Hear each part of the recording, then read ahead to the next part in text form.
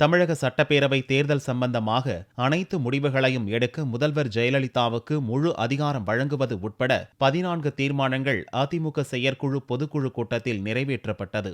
பரபரப்பான அரசியல் சூழ்நிலையில் வியாழனன்று காலை அதிமுகவின் பொதுக்குழு செயற்குழு கூட்டம் கூடியது.